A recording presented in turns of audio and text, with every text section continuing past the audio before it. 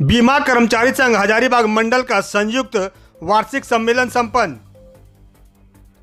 बीमा कर्मचारी संघ हजारीबाग मंडल के धनबाद इकाई 1, 2, 3, 4 वेतन बचत योजना प्रकोष्ठ तथा गोविंदपुर इकाई का संयुक्त वार्षिक सम्मेलन इंडस्ट्रियल एंड कॉमर्स हॉल, जोड़ा फाटक रोड, धनबाद में संपन्न हुआ। आम सभा में सरकार की जन विरोधी नीतियां, विशेष रूप से सार्वजनिक क्षेत्र की इकाइयों के निजीकरण पर आक्रमण और मेहनतकश लोगों के कड़ी मेहनत से अर्जित अधिकारों पर हमलों के जरिए श्रमिक कानूनों को नियोक्ता परक बनाने और सार्वजनिक संपदाओं को चहेते पूंजी शाखाओं के हाथ में लूटने की बनाई विनाशकारी अर्थव्यवस्था के विरोध में सभा में चर्चा की गई। संघ के महामंत्री जगदीश चंद्र मित्तल ने कहा कि संसद के आगामी सत्र में बीमा कानून संशोधन विधेयक पेश करने पर सरकार आमादा है। 3 कानून बीमा अधिनियम 1938, जीवन बीमा निगम अधिनियम 1956 और बीमा विनिमय विनियामक और विकास प्राधिकरण अधिनियम 1999 में संशोधन लाने का प्रस्ताव है, जो संघ इसका पुरजोर विरोध में आंदोलन जारी रखा है।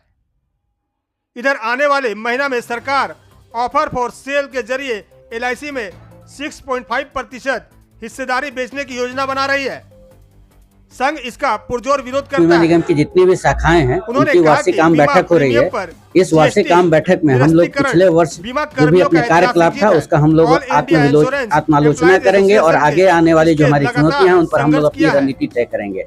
आप तमाम मीडिया बंधुओं के साथियों को मैं अपनी ओर से और अपने संगठन की ओर से बहुत बहुत धन्यवाद देना चाहूँगा कि जो हमने बीमा पर से GST, बीमा प्रीमियम पर से GST वापस लेने का जो मुहिम चलाया था उसमें हमें सफलता मिली और किसी भी श्रमिक संगठन के लिए ये एक बहुत बड़ी जीत होती है, क्योंकि हम ये लड़ाई 2004 से लड़ रहे थे और इसके पीछे हमारा यह तर्क था कि बीमा जो है वो आर्थिक सुरक्षा प्रदान करता है, ये किसी प्रकार का सेवा नहीं है, इसलिए इस पर जो है सेवा कर लगाना या GST लगाना वो अपने आप में अनुचित है।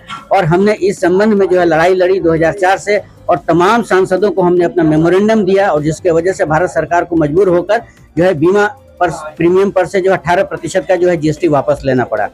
साथ साथ आप तमाम मीडिया बंधुओं के माध्यम से हम जो है ये बताना चाहते हैं इस देश की जनता को कि भारतीय जीवन बीमा निगम 69 वर्ष पूरा करके 70वें वर्ष में प्रवेश की है और इस दौरान हमने 69 वर्ष के लंबे सफर में भारत सरकार को 55 लाख करोड़ रुपए से ज्यादा का जो है धनराशि मुहैया कराया, जिसका एकमात्र उद्देश्य है इस देश की जनता का विकास करना, देश का विकास करना, जो कि कोई भी प्राइवेट इंश्योरेंस कंपनी नहीं कर रही है।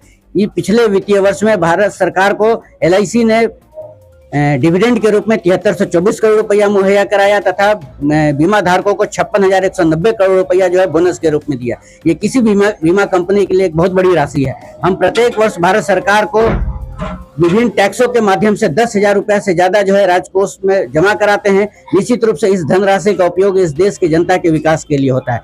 अर्थात कहने का यह है हमारा उद्देश्य कि भारतीय जीवन बीमा निगम जो भी कमाती है, जो भी देती है, वो इस देश के विकास के लिए देती है। इसलिए हमारी भारत सरकार से मांग है कि वो चूंकि LIC की प्रमोटर है, इसलिए वो कोई भी नीतियां बनाए वो LIC के विकास के लिए होना चाहिए, LIC के प्रगति के लिए होना चाहिए। लेकिन महामंत्री बीमा कर्मचारी संघ हजारीबाग मंडल जगदीश चंद्र मित्तल। संघ के अध्यक्ष हेमंत मिश्रा ने कहा कि बीमा क्षेत्र में FDI की सीमा को 74% से बढ़ाकर 100% करने की सरकार की जिद समझ से परे है, क्योंकि विदेशी बीमा कंपनियां भारत की बीमा क्षेत्र में कोई खास दिलचस्पी नहीं दिखा रही है। नतीजा बीमा उद्योग में वास्तविक FDI अनिवार्य 74% के मुकाबले केवल 32% के आसपास है। B7 न्यूज भारत के लिए धनबाद से विनोद राज की रिपोर्ट।